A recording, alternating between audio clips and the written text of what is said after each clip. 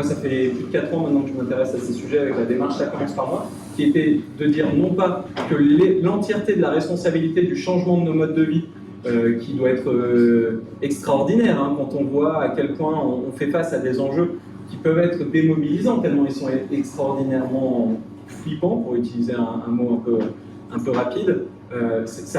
Donc c'est pas uniquement les individus qui ont ce poids, cette responsabilité du changement, et à la fois face à l'immobilisme des entreprises, du politique, de temps en temps on se sent soit démuni, soit avec l'envie d'être cette étincelle du changement, et je suis persuadé que les citoyens, nous sommes les étincelles du changement. Ça fait 4 ans que je dis ça commence par moi d'être dans un élan vers le collectif, de résister, réduire, régénérer, tellement d'actions plurielles qu'on peut mettre en place. Et en fait, plus le temps passe et plus je reviens encore et encore sur un sujet qui est le sujet clé de l'accélération du changement de nos modes de vie, l'argent.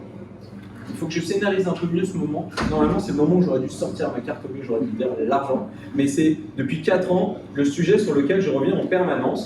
D'autant qu'un jour, j'ai découvert qu'on avait tous et toutes cette ombre dont on n'avait pas conscience, qui est l'empreinte écologique de notre épargne.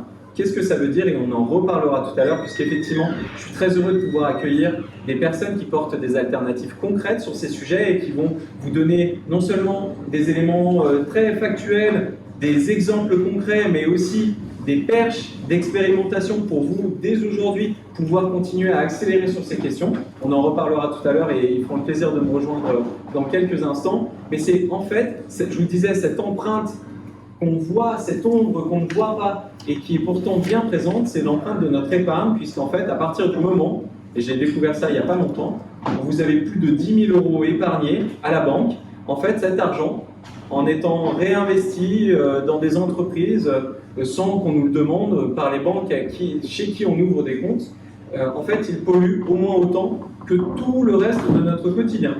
Il va émettre au moins 10 11 tonnes de CO2 par an, alors que justement, nous, dans notre quotidien, on émet entre 10 et 11 tonnes de CO2 avec notre alimentation, nos transports, nos objets, nos vêtements, etc. etc. C'est un sujet dont on entend trop peu et qui, pour vous donner un autre chiffre, est pourtant colossal. Les 4 grandes banques françaises émettent 4,5 fois tout le CO2 qui est émis sur le territoire national.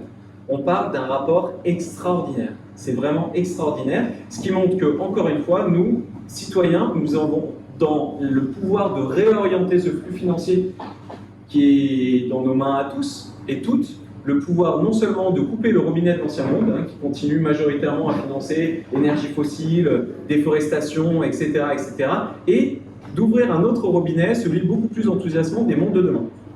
Je n'en dis pas plus. On a 1 heure d'échange. Ensuite, je suis très content parce que vraiment, c'est l'espace parfait pour que derrière, on ait un temps informel. Donc, ne partez pas. Ensuite, une fois qu'on aura terminé la conférence, moi, je serai là avec plaisir pour dédicacer les bouquins. Romain sera là avec son double maléfique Jeff, qui devrait arriver dans un instant et qui sera aussi là pour dédicacer le livre des écolo-humanistes qui est très bien fait avec toute une série d'infographies.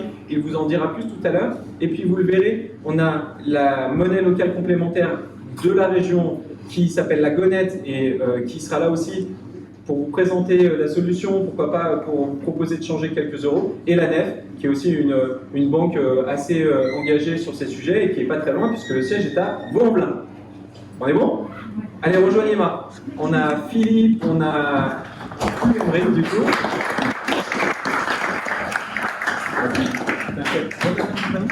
Arthur, vas-y, installez-vous, je vous en prie. On est suffisamment éloigné pour qu'on puisse faire tomber le masque, sans mauvais jeu de mots. On va réussir à porter notre voix haute et claire. Tout le monde m'entend, hein? On s'entend, ça va? Ouais, super. Philippe, Arthur, Romain, merci d'avoir accepté mon invitation. On était censé être plus équilibré, hein. Vous avez vu à quel point on est très masculin. J'avais parlé à Charlotte, qui devait être là et que tu représentes, du coup. Hein. Et je représente Charlotte. La Gonette, voilà, tu représentes la Gonette, qui là en l'occurrence est féminin. Et donc du coup je commence très rapidement en fait avec ce sujet qui moi me semble un peu difficile à palper, c'est-à-dire la pollution de l'argent. Pourquoi ça pollue l'argent? Comment ça fonctionne une grande banque? Ça tombe bien, on a ici un spécimen vivant qui vient du milieu bancaire traditionnel et qui a fait cette démarche. Philippe, si on te pose la question, mais pourquoi ça pollue l'argent, qu'est-ce que tu réponds? Comment tu peux lever le voile sur ce milieu qui est un peu flou, pour ne pas dire obscur? Alors c'est une bonne question, je ne sais pas si je vais pouvoir répondre à pourquoi ça pollue l'argent. Mais en tout cas, pourquoi? Moi je viens de découvrir le chiffre. J'ai acheté ton bouquin, je ne l'ai pas encore lu là, non. J'ai découvert le chiffre de 10 Houston. Je vais lire attentivement ton livre. En fait, ce sont des choses qu'on ne connaît pas parce que la banque, c'est une boîte noire. Je vais dire que c'est une boîte noire. On ne sait pas vraiment ce qui s'y passe. Moi, je viens du monde bancaire classique. Jamais personne à l'époque, donc ça a changé, me demandait ce qu'on faisait de son argent. On s'en fout. Enfin, les gens s'en moquent à peu près. Ce qu'ils veulent, c'est savoir combien ça me rapporte. Il n'y a pas de secret pour que l'argent rapporte. Il rapporte le plus possible.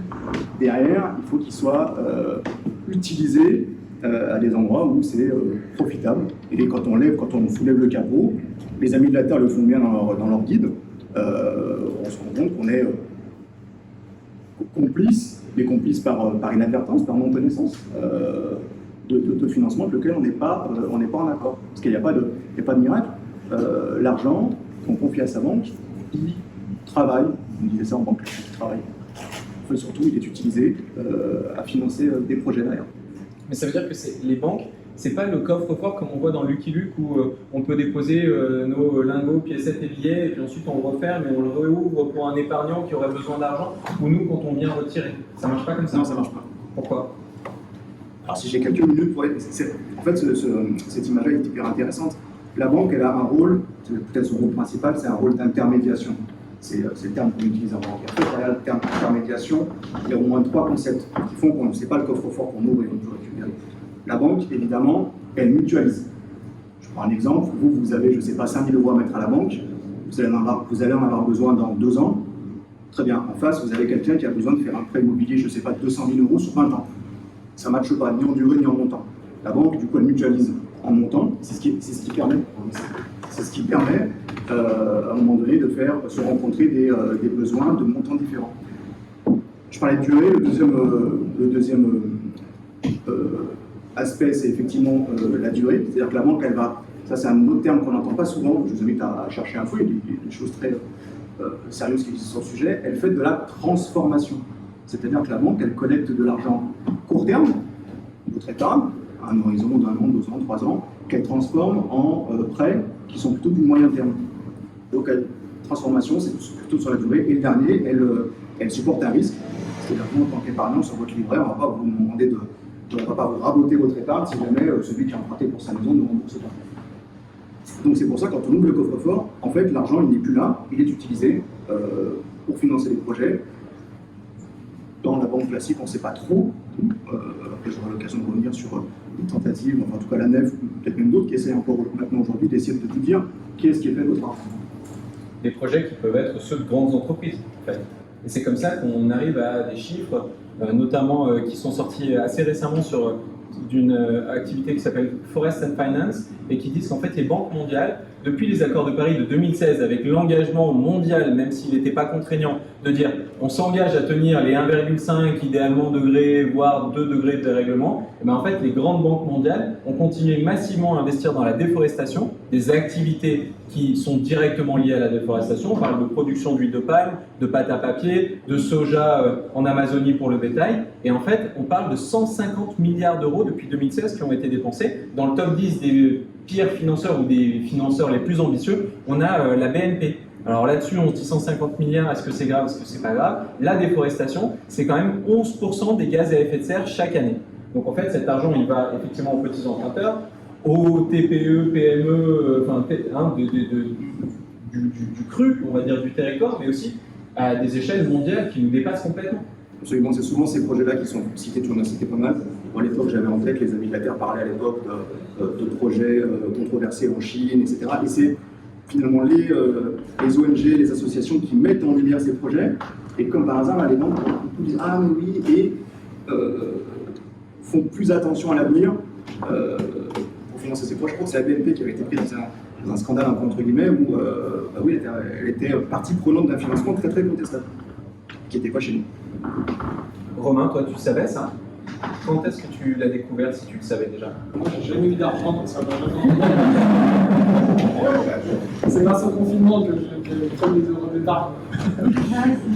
J'avoue que j'ai beaucoup plus causé du quotidien que l'argent que j'aurais éventuellement eu en banque. Après, en fait, ça fait peut-être 1 ou 2 ans qu'on a entendu tous parler.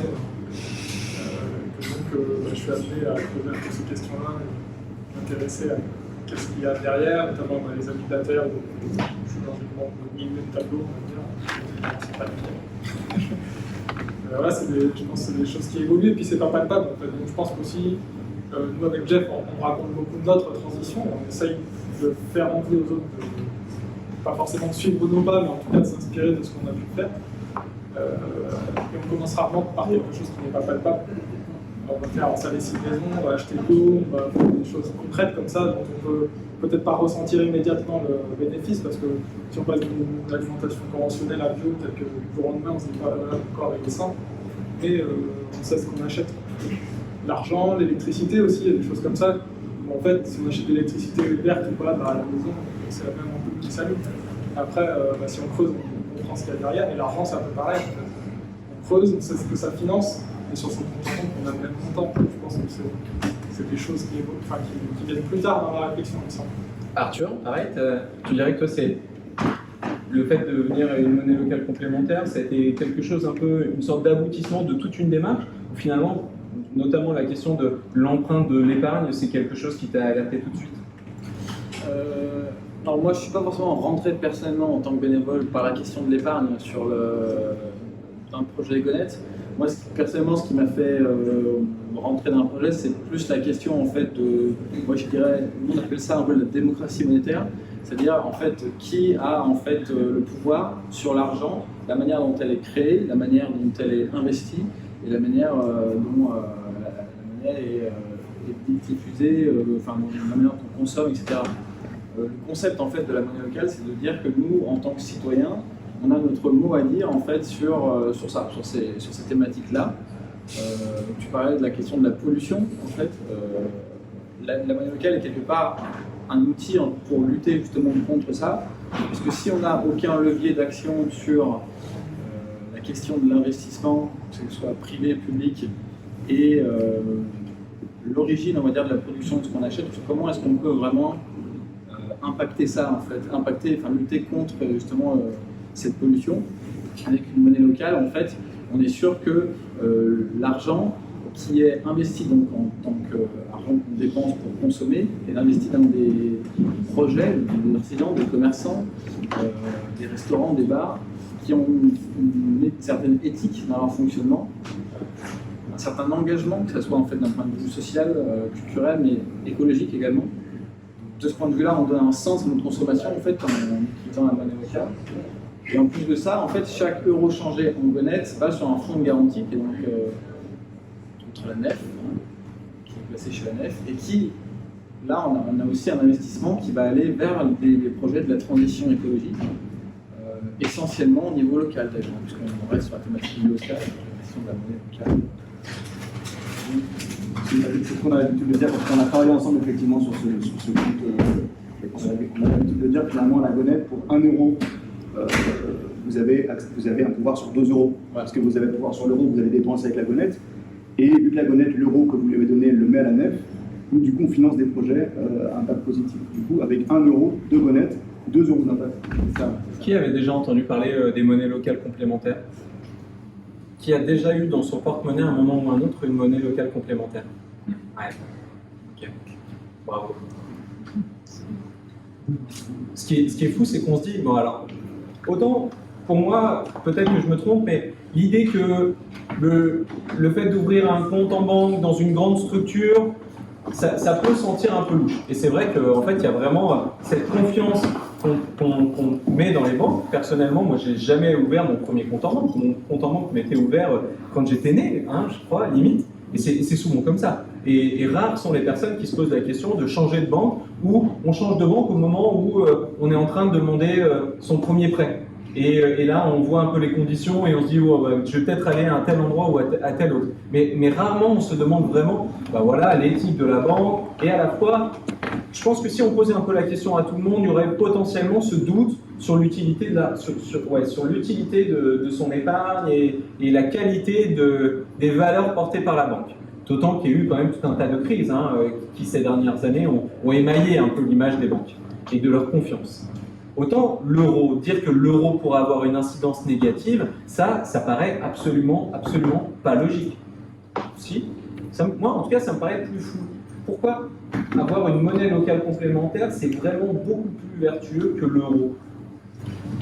Je dirais que l'euro, en fait, il fonctionne avec un certain nombre de mécanismes qui sont complètement antidémocratiques. En fait, c'est un outil créé par des bureaucrates, il faut utiliser le terme, et qui est géré par des bureaucrates. C'est-à-dire que l'euro et les décisions prises sur la question de l'euro sont essentiellement prises dans le cadre de la Banque Centrale Européenne, qui est la banque qui produit l'euro, qui imprime les billets, etc., et qui injecte ensuite l'investissement, les liquidités dans les autres banques privées.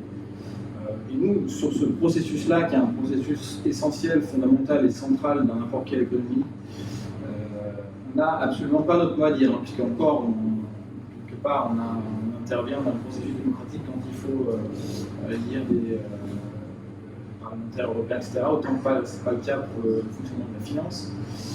Or, c'est des centaines et des centaines de milliards d'euros qui sont injectés chaque année dans l'économie européenne via la Banque centrale.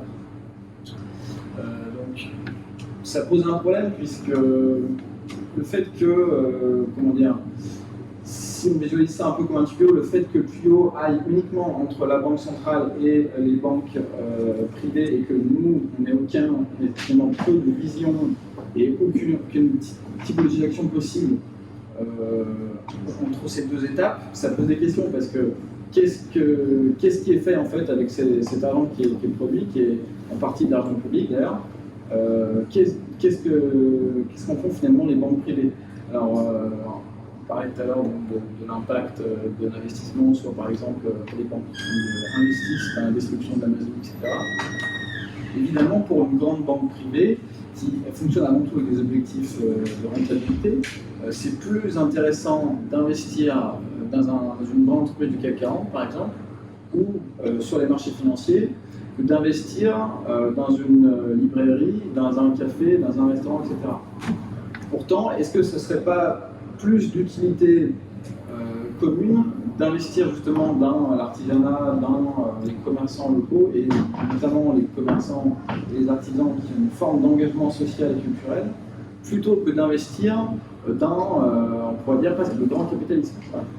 Donc la vocation d'une monnaie locale, c'est aussi de dire, on a notre mot à dire, on le dit, je donne un sens à ma consommation, je donne un sens, j'essaye, moi, à ma petite échelle, d'imaginer le monde que je veux en fait, notamment du point de vue du fonctionnement du financier. On reviendra tout à l'heure sur l'intérêt effectivement, label un peu qu'a une monnaie locale complémentaire, parce qu'en fait, il y a une charte pour rentrer et avoir le statut qu'a Raconte-moi la Terre, qui peut être récipiendaire de cette monnaie locale. Tout le monde ne peut pas dire « Ah bah tiens, moi la FNAC, je veux avoir une monnaie locale, enfin je veux accepter la monnaie locale complémentaire ». C'est plus compliqué que ça, on reviendra là-dessus, et on reviendra plus clairement sur les initiatives, parce que là on parle de constat, et moi ce qui m'intéresse aussi c'est les valeurs que vous portez. Je vais donner la parole tout à l'heure à Philippe, et après je vais donner la parole à Romain, mais notamment de transparence, de clarté et de souci de financer des choses qui ont vraiment une autre valeur, de durabilité, de solidarité, etc.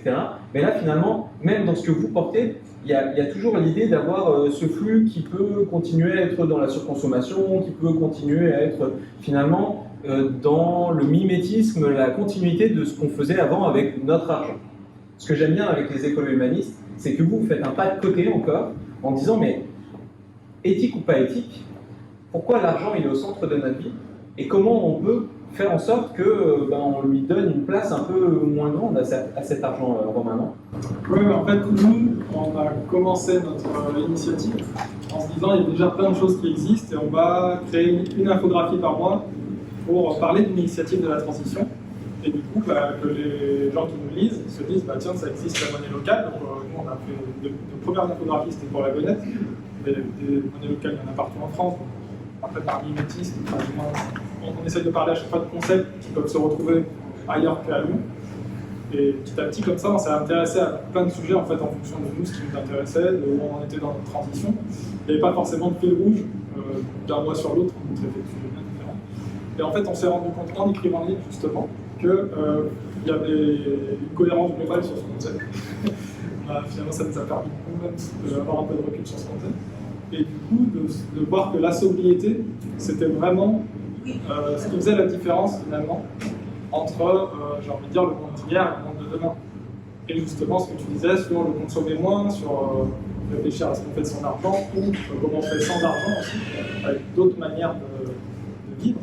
Et que finalement, si on veut réduire les 11 tonnes, je crois que l'objectif c'est d'arriver à 2 tonnes par personne, il n'y a pas de secret, à un moment donné, si on est divisé par 5 son impact, il faut consommer moins.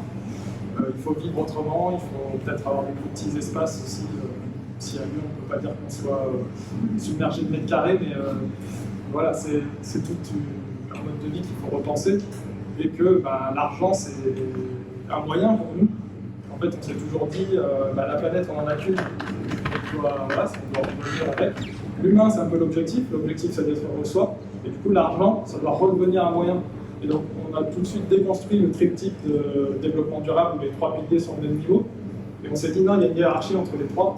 Donc l'argent, ça doit bien redevenir un moyen et pas être un des 3 piliers où on met un peu de social et un petit peu d'environnement. Et puis en fait, l'objectif, c'est toujours d'avoir le plus gros rendement possible. Et ça a conduit notre démarche. Et vous avez développé des outils pour aider n'importe qui à en fait reprendre un peu le contrôle de son argent, parce que c'est vrai que souvent, moi je me rappelle, j'habitais en Colombie à l'époque et de fil en aiguille, j'avais été présenté au mari, déjà divorcé, si je ne dis pas de bêtises, de Ingrid Betancourt. Peut-être que vous vous souvenez de cette histoire, etc.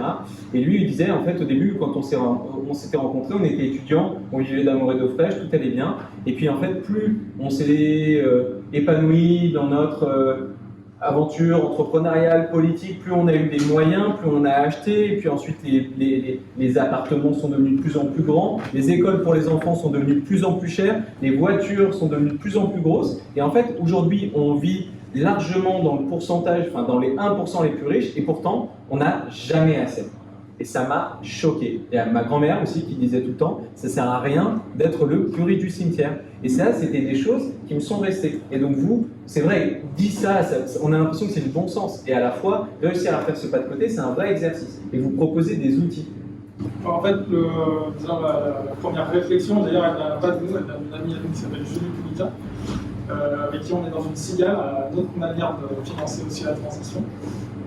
Tout à l'heure, on y revient. Ouais. Et donc, Julie, en fait, ce qu'elle nous a proposé, c'est une petite équation économique de la vie. Et elle dit, nos revenus plus nos ressources, ça doit être au moins égal à nos besoins plus nos envies. Donc, en gros, on va gagner plus que ce qu'on dépense. Sauf que les deux côtés de l'équation, elles ont quand même une importance parce que, disons qu'il y a d'un côté ce qu'on gagne, et ça va être nos revenus. Donc ça, c'est l'argent seulement et trébuchant. Et il y a les ressources, ça va être par exemple ce qu'on sait faire. Donc si on sait coudre, peut-être qu'on ne va pas être obligé de racheter un nouveau t-shirt. Si on sait faire à manger, on n'est pas obligé d'acheter des plats préparés, et ainsi de suite en fait. Et ça, on peut le développer tout au long de sa vie, apprendre des nouvelles choses, et du coup, moins avoir besoin de revenus. Et donc ça peut être intéressant, justement, si on veut par exemple travailler moins, ou si on veut éviter d'être dans la course, tout le monde gagner plus. Et donc réduire nos stocks. Et ce qui est intéressant, c'est aussi de travailler de l'autre côté, c'est-à-dire qu'on a les besoins et les envies. Donc les besoins, on peut dire, c'est se loger, se nourrir, des choses qu'on soit libre à la fin de l'année. Et les envies, c'est toutes des choses qui sont en fait stimulées par le marketing, par la société de consommation et tout ça. Et donc là, ce qu'on utilise, c'est la méthode Bisou. On n'a pas inventé non plus. On passe tout le temps à redire ce que les autres disent. Et donc la méthode Bisou, c'est un petit acronyme qui veut dire donc besoin, c'est un peu je ne me souviens plus exactement comment elle l'exprime, mais en gros c'est des choses qu'on peut avoir justement s'habiller, acheter un nouveau t-shirt, acheter une voiture, acheter une grande maison, tout ça. Le I, c'est l'immédiateté. Donc, typiquement les soldes, par exemple, on va se dire ah, super t-shirt, il est en solde, donc il faut absolument que je l'achète. Donc se reposer la question, donc là, est-ce qu'on en apprend tout de suite. Le S, c'est la similarité. Donc est-ce qu'on n'a pas déjà quelque chose qui fait la même chose à la maison? Typiquement, si j'ai déjà 5 t-shirts, parce que j'en ai besoin d'un 6e. Le O, c'est l'origine. Donc une fois qu'on se dit j'en ai besoin tout de suite, j'ai rien qui fait la même chose, est-ce que je ne peux pas acheter quelque chose qui vient de France, ou du coton bio, ou voilà, autre chose que quelque chose qui vient d'un grand magasin qui peut travailler pour un peu du monde avec une matière de peu de qualité. Et le U, c'est l'utilité. Et ça, c'est pareil. En gros, c'est un peu une fois qu'on a toutes les questions, mais est-ce que ça va vraiment être utile? Et donc, en gros, cette méthode bisou, c'est un petit peu pour contrer les envies et se reposer un peu ces questions-là, c'est justement faire un pas de côté et essayer de sortir un peu de il faut gagner plus pour dépenser plus, et donc potentiellement travailler plus et être dans cet engrenage toujours un peu. On n'en sort pas. Ouais. Et ça fait écho avec nous, puisqu'on est tous les deux indépendants depuis plusieurs années, et on a volontairement choisi de ne pas forcément travailler comme des fous, et plutôt d'essayer d'avoir un temps, on va dire, équilibré entre des loisirs, des écoles humanistes qui travaillent bénévole, et puis notre travail. Et du coup, ça permet aussi de plus choisir son temps, du coup, parce que si on sait entre guillemets ce dont on a besoin, du coup on sait combien on a besoin de gagner, et le temps nécessaire pour gagner.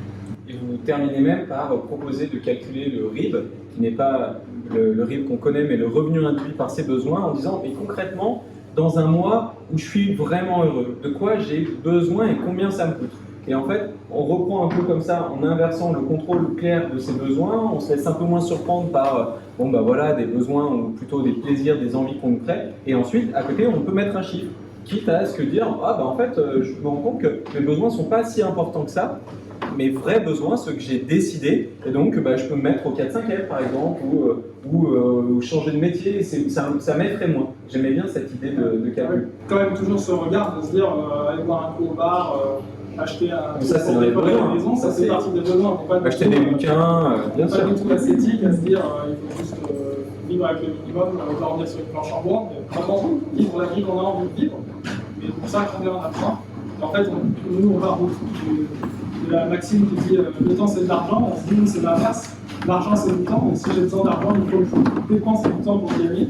Et donc, est-ce que j'ai vraiment besoin de dépenser ce temps à gagner de l'argent? Est-ce que je ne peux pas utiliser autre chose, comme justement s'investir dans une initiative comme la Gonette ou d'autres, donner du temps bénévole, parce que je pense ce temps-là, Justement, là, c'est le tournant du match. Là, ça y est, on vient de changer. Vous avez senti le pivot là, hein? C'est vraiment ça. Et en fait, du coup, on arrive avec l'expérience de Romain, l'expérience des écolos humanistes, à se dire en fait, finalement, et si l'argent redevenait un moyen extraordinaire, il a été créé cet argent pour créer du lien entre les gens. À l'époque, on disait, mais attends, mes 2 moutons, ils valent vraiment 5 poulets ou 3 kilos de blé, et puis ça pouvait être fluctuant entre les villages, ça complexifiait les relations. On s'est dit, non, on va décider d'une monnaie qui soit fixe, stable et qui puisse permettre justement d'accélérer ces échanges. Ce qui, en soi, me semble en fait presque diplomatique, dans la création de liens, d'échanges, et qui apporte une stabilité, une envie de différence aussi, de complexité dans la relation à l'autre. Donner à l'argent son vrai rôle de moyen, c'est lui apporter des valeurs. Et à la nef, ce qui me semble primordial, et on a échangé avec Philippe parce qu'on ne se connaissait pas au téléphone, et il m'a dit une phrase que j'ai bien aimée, qui n'est pas exactement celle-là, je suis très bon en phrase à peu près, donc tu vas la corriger. Mais en gros, la transparence, c'est soit on la fait à 100%, soit on la fait pas du tout. Tu m'as dit quelque chose comme ça. Et vous, à la nef, c'est ça, vous portez cette transparence à fond. C'est ça. C'est très moche, tu m'as dit que tu me posais la question de savoir quel était l'élément le plus important que vous voulez qu'on retienne ce soir, et en fait c'est ça. C'est ça. J'ai bien préparé. Bien joué, en plus, on ne sait pas de ça. Ouais, en fait, moi c'est vraiment une conviction profonde. Nous, à la nef, dans notre ADN, on existe depuis 30 ans sous cette forme de société financière, ou plus techniquement établissement de crédit spécialisé, autorisé à recevoir des fonds du public. Peu importe.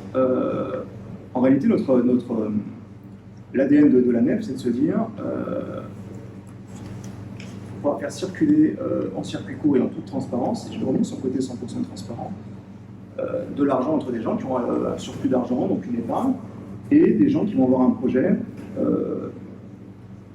Alors, auparavant, il y a très longtemps, on disait respectueux de l'homme et de l'environnement, homme avec un grand H. Moi, j'aime beaucoup cette formulation. Maintenant, on dit à plus-value environnementale, sociale, culturelle. Ça fait plus moderne. En fait, les mots ne sont pas importants. Ce qui est important, c'est véritablement qu'on comprenne ce qu'il y a derrière. Et pourquoi je disais que la transparence, elle est soit totale, soit c'est un leurre.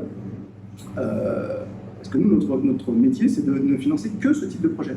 Et chaque année, de publier l'intégralité des projets qu'on a financés. Les banques classiques, elles disent tout le temps, oui, mais le secret bancaire, on a une chose dans nos contrats de crédit, et en réalité, sur notre site, vous voyez précisément qui on a financé, à quel endroit, pour quel montant, pourquoi. Derrière chaque projet, il y a une histoire, il y a une rencontre.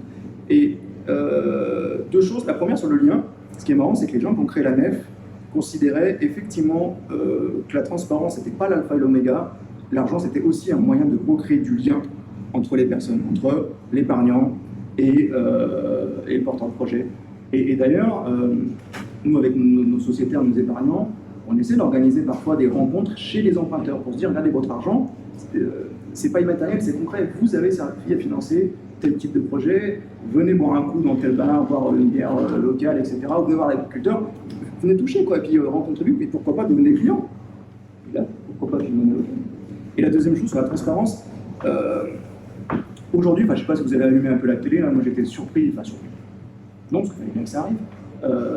Là, le mois de septembre, j'ai l'impression que c'est toutes les banques et tous les assureurs, ils sont en mode investissement socialement responsable, placement solidaire, voilà, tout le monde a redécouvert l'éthique, les valeurs, etc. Moi, je ne veux pas donner de nom, critiquer ou quoi que ce soit, simplement, posez-vous à chaque fois la question. Moi, je vois beaucoup d'initiatives fleurir où les gens, où les banques vous disent regardez tout ce que j'ai financé comme beau projet. Et très honnêtement, les montants sont bien plus élevés que ce que nous faisons. Nous, on finance 100 millions d'euros par an. Alors moi, je trouve que c'est énorme. C'est ridicule par rapport à une banque classique. Donc évidemment, quand une grosse banque vous dit on a mis 5 milliards sur les énergies renouvelables, nous, on est très très très loin. Mais sauf que, avec cette transparence partielle, c'est que c'est assez facile de mettre en lumière un tout petit bout de son activité qui est vertueuse, pour ne pas s'interroger sur l'immense majorité qui, elle, n'est pas du tout vertueuse. Donc moi, j'ai beaucoup de mal avec tout ce qui est traçabilité, etc. C'est de la transparence partielle et c'est un cache-misère.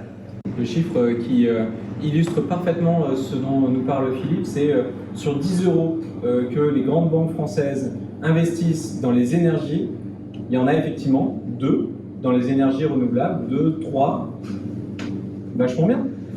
Et du coup, il y en a 7 qui vont encore dans les énergies fossiles. Vous voyez le rapport? Et donc, on a moins d'un tiers qui va vraiment dans le sens pertinent, et on a encore 2 de la machine qui continue à s'auto-alimenter et aller à l'inverse du sens dans lequel on devrait aller, parce qu'en fait, concrètement, si on veut tenir les 1,5 degrés, il faut qu'on laisse la quasi-totalité, près de 80% de mémoire, mais les chiffres sont à revérifier, des énergies fossiles, notamment le charbon, dans les sols. Donc on est très loin d'aller dans le bon sens, effectivement, Philippe, et pour ça, l'exemple était marquant. On parle beaucoup de bière ce soir, mais c'est vrai que j'ai eu la chance d'aller visiter la Montreuilloise, qui est une brasserie artisanale à Montreuil, qui du coup avait pu financer une nouvelle cuve avec la nef, et c'est des super projets. Et donc, la nef, c'est la seule banque en France qui a 100% de transparence et qui a un sacré rapport. En gros, c'est un pavé, presque une sorte d'annuaire avec les photos de quasiment tous les emprunteurs. Et rien que ça, je trouve que ça a du sens. Donc on parle de la valeur transparence qui est forte, mais on parle aussi, et ça c'est quelque chose sur lequel je voulais t'entendre, Arthur, pourquoi pas avec des exemples concrets de durabilité, de solidarité. Parce qu'effectivement, souvent on me dit « Ah ouais, j'adorerais consommer différemment, je vais essayer de mettre un peu de bio, de l'éthique et tout ça. » Et puis en fait, on tombe dans plein de pièges. Non mais attends, du coup, j'ai entendu dire que le bio des grandes surfaces, puis il y a le greenwashing, est-ce que vraiment je dois aller dans tel endroit plutôt que tel endroit? Et on s'y perd un peu, et souvent, soit ça devient un frein, soit ça devient même un prétexte à l'immobilisme ou l'abandon de ces nouvelles bonnes pratiques. Et pour le coup, les monnaies locales complémentaires, elles jouent un peu ce rôle d'éclaireuse, parce que vous sélectionnez que des produits qui ont du sens, que des initiatives, des épiceries, des magasins qui ont du sens, qui passent un maillage, une sorte de tamis assez fin. C'est ça, oui. En fait, on a développé une charte, en fait, pour ce qui est en fait de l'entrée de nouveaux partenaires dans notre réseau de partenaires. Il y a un certain nombre de points à respecter, notamment sur l'impact écologique, justement. Notamment et surtout, comme on est une monnaie locale, sur la question de la localité de la production, et puis sur, j'allais dire, la relation avec les salariés, entre la hiérarchie et les salariés, etc. Par exemple, on favorise énormément toutes les entreprises qui fonctionnent sur la base de scope, parce qu'on pense que c'est un modèle d'avenir. Donc en effet, on va, sur l'alimentation justement, c'est intéressant, on va aller en général favoriser justement l'entrée dans le réseau de petits acteurs, donc de coopératives locales, qui ont, alors en général, c'est vrai qu'on recherche beaucoup des acteurs qui vont faire du bio, on essaie d'ajouter à ça des acteurs qui font du local, voire même des acteurs qui font du zéro déchet, donc les trois en même temps si possible. Après, est-ce qu'on travaille avec des chaînes, entre guillemets? Oui, mais assez peu. C'est-à-dire qu'évidemment, il y a l'exemple des Biocop. Le Biocop est une chaîne. Il peut arriver qu'on reçoive des critiques, comme par exemple, pourquoi est-ce que vous travaillez avec une grande structure qui utilise beaucoup de plastique dans son packaging? En effet, on va pas le nier. Biocop d'un point de vue emballage, ils ne sont pas au top. Mais si on devait vraiment être aussi, en tout cas du tamis, si on devait avoir un tamis aussi serré en termes de mailles, on n'aurait personne en fait dans le réseau. Donc, il faut faire des choix. En fait, nous, on a une vision de la société qu'on souhaiterait avoir en fait à la Gonette. On a des convictions qui sont clairement établies. On en a parlé justement d'un point de vue écologique, social, culturel, local, etc. Il faut trouver un juste milieu entre nos besoins et notre développement pour qu'on touche de plus en plus de gens, qu'on touche de plus en plus de partenaires, qu'on touche de plus en plus d'utilisateurs, et les convictions qu'on met en œuvre à travers notre activité. Donc oui, Biocop fait partie du réseau Gonette. Un certain nombre de Biocop, une grande partie même des Biocop Gonette font partie du réseau Gonette, parce qu'on a une production qui, pour une grosse partie de ce qui est vendu, est locale, parce qu'on a une production, pour la quasi-totalité de ce qui est vendu, qui est biologique. Et pour ces raisons, ça nous a paru cohérent de faire entrer en fait ces acteurs dans le réseau. Après, à la Gonette, on fait aussi entrer dans le réseau des partenaires qui ont une activité professionnelle d'utilité publique, on va dire. C'est-à-dire qu'on a un certain nombre de médecins, par exemple, que ce soit des médecins généralistes classiques ou des personnes qui ont médecine chinoise, ostéopathe, etc. Le médecin l'ostéopathe n'a pas forcément un engagement écologique sur le zéro déchet, etc. évidemment, mais son activité est essentielle, peu importe le modèle de société qu'on imagine. Donc, cette typologie-là de métier va rentrer évidemment dans le réseau sans aucun problème. Et c'est important puisque ça dessine petit à petit le fait que, en fait, on peut dépenser l'intégralité de nos dépenses ou presque en Gonette. Alors, je rejoins ton analyse tout à l'heure, pas forcément l'intégralité, mais en même temps, qu'est-ce qu'on veut acheter? C'est-à-dire qu'il y a des choses, est-ce qu'on a besoin, par exemple, de faire une formation pour devenir, c'était ce nouvel échelon, devenir cadre et pouvoir s'acheter une Mercedes plutôt qu'une Clio. Voilà. La Gonette ne vend pas d'acheter des Mercedes. Ni des Clio d'ailleurs. Ni des Clio. Donc ça pose aussi la question de ce dont on a besoin, aussi du mode de consommation que nous, on veut adopter. Et dans la circulation, si je peux me permettre de t'interrompre, il y a aussi quelque chose qui est particulièrement pertinent, parce qu'en fait dans la création de liens, ça veut dire que cet argent il circule, et il avait été calculé qu'1 euro, à partir du moment où il sort de la banque, pour à nouveau être épargné, il circule 2 fois, il change de main 2 fois environ.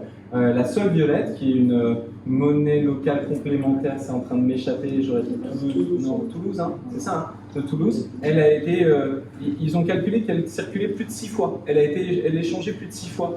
Et il y a même, mais alors là je sais pas, et du coup c'est une question que je te pose, si tu peux nous en parler rapidement si c'est le cas, il y a même des monnaies locales qui dans leur fonctionnement systémique sont créées pour limiter l'épargne et accélérer la circulation, parce que par exemple elles sont fondantes. Est-ce que vous êtes une monnaie locale fondante ou pas?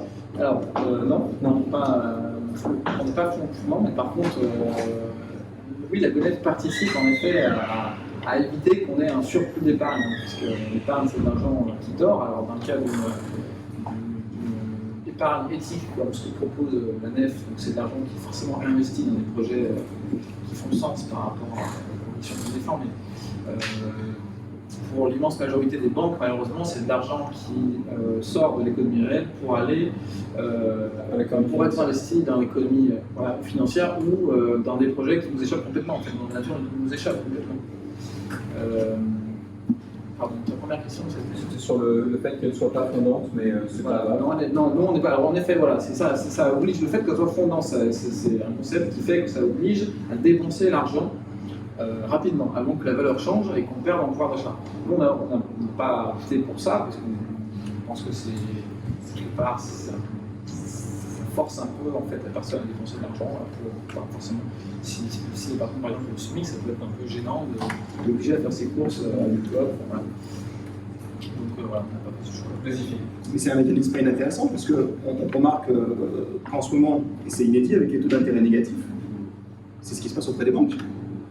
Les banques qui n'utilisent pas leur argent pour financer des projets ne peuvent plus placer cet argent puisqu'on leur applique un taux d'intérêt négatif. C'est une banque c'était jamais arrivé, enfin, ça arrive depuis quelques années, mais on n'avait jamais connu ça. En France, c'est effectivement un mécanisme qui oblige à l'utiliser ou sinon, si tu n'utilises pas, tu es pénalisé puisque la valeur diminue. Et de rester dans l'économie réelle, qui est en fait une partie infime de l'argent qui est échangé. Donc vous aviez fait une infographie là-dessus. Hein.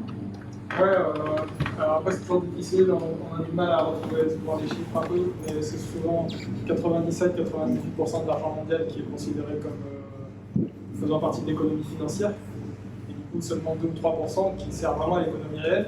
Et nous, on avait notamment cette partie de l'infographie qu'on avait fait sur les monettes, c'est que là, 100% de l'argent qu'on utilise en monnaie, c'est l'économie réelle. On est sûr de à quoi ça sert. Tout à l'heure, tu posais une question sur l'euro. C'est là où je voulais donner un élément sur la monnaie. En plus, en France, on est réputé pour ça. A priori, d'après ce que je peux lire d'année en année, la France, on est les champions quand c'est la consommation qui tire la croissance. Et malheureusement, en tout cas, ce qui est décrit, c'est que quand la consommation repart en France, ça fait dégrader notre balance commerciale, puisque quand on consomme, en réalité, depuis un certain nombre d'années, on consomme beaucoup de produits importés. C'est un peu, quand on parlait d'euros, si on donne du pouvoir d'achat aux Français, il y a beaucoup de cet argent qui est utilisé pour amener des produits chinois, entre autres, etc.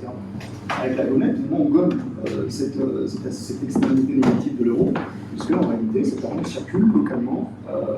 Effectivement, comme tu le dis, ça circule 6 fois, parce que le producteur, le fournisseur, les clients, les fournisseurs, etc., on reste sur le prix. Donc l'évaporation est la critique. Absolument. On va presque terminer, mais je voulais redonner la parole à Romain, et si ensuite vous voulez rebondir sur ces sujets, n'hésitez pas. Et votre démarche, et je trouve qu'elle ouvre complètement sur la conversation qu'on a eue, qui est d'ailleurs un peu spécifique, un peu particulière. C'est pas tous les jours qu'on se dit, tiens, je vais aller passer une soirée à entendre parler de taux d'intérêt et de circulation de l'euro versus de la monnaie locale complémentaire. Donc pour ça, je suis très content moi qu'on puisse créer ces moments-là, parce qu'il y a vraiment un travail de pédagogie à faire sur ces sujets. Je vous partage 2 expériences, et ensuite je te donne la parole, Romain. La première, c'est que en termes de nécessité de pédagogie, on a vraiment une sorte de boulevard qu'il va falloir parcourir assez vite. Je parlais à un député la semaine dernière qui a travaillé sur un rapport de plus de 150 pages sur comment remettre l'épargne à disposition de la transition.